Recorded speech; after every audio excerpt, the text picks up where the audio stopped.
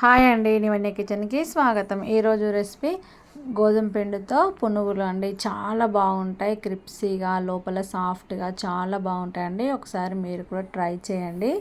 ఇవి ఎలా చేశాను ఏంటనేది వీడియోలో చూపిస్తాను, వచ్చేసేయండి.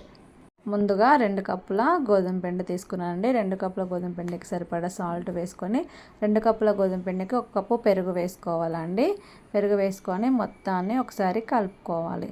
తర్వాత 1 కప్పు పెరుగు వేసాం కదా అండి, 1 కప్పు వాటర్ పడతాయండి. 1 కప్పు వాటర్ వేసుకొని పిండిని ఈ కన్సిస్టెన్సీ వచ్చేంత వరకు కలుపుకోవాలి.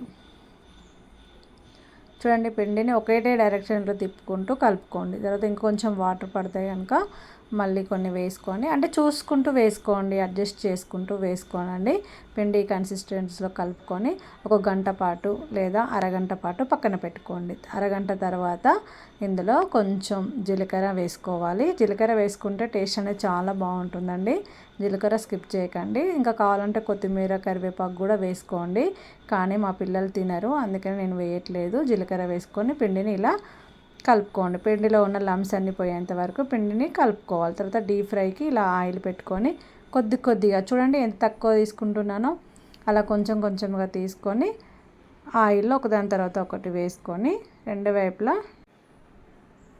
వైపులా టర్న్ చేసుకుంటూ కాల్చుకోవాలండి. 2 వైపులా మనం టర్న్ చేసేటప్పుడు కొంచెం జాగ్రత్తగా చేయండి. అవి ఫస్ట్ అంటుకున్నట్టు ఉంటాయి, తర్వాత ఇండివిజువల్గా అవుతాయండి. ఏం టెన్షన్ పడక్కర్లేదు. ఇలా 2 వైపులా కాల్చుకోండి. మంటని మీడియం ఫ్లేమ్లో పెట్టుకొని కాల్చండి. ఎందుకంటే గోధుమ పిండి కదా, పైన కలర్ వచ్చినా కానీ లోపల అంటే ఉడకవు. అందుకనే మంట మీడియం ఫ్లేమ్లో పెట్టుకుంటూ ఇలా అడ్జస్ట్ చేసుకుంటూ మంచిగా ఫ్రై చేసుకోండి. వీడియో నచ్చితే ఖచ్చితంగా మీరు కూడా ఒకసారి ట్రై చేయండి ఫ్రెండ్స్. ఇంకా వీడియో నచ్చితే ఖచ్చితంగా ఒక లైక్ ఇవ్వండి ఫ్రెండ్స్. మీరు లైక్ ఇవ్వడం వల్ల వీడియో ఇంకా కొంతమందికి రికమెండ్ అవుతుంది. మీరు కూడా మీ పిల్లలకి ఇలా వేడివేడిగా ఏమైనా చేసి పెట్టాలనుకుంటే ఇది మంచి రెసిపీ ఫ్రెండ్స్. అంటే గోధుమ పిండి వాడాం కాబట్టి హెల్తీ రెసిపీ అని కూడా చెప్పచ్చు అండి. దీన్ని పల్లి చట్నీతో కానీ టమాటా చట్నీతో కానీ సర్వ్ చేసుకోండి.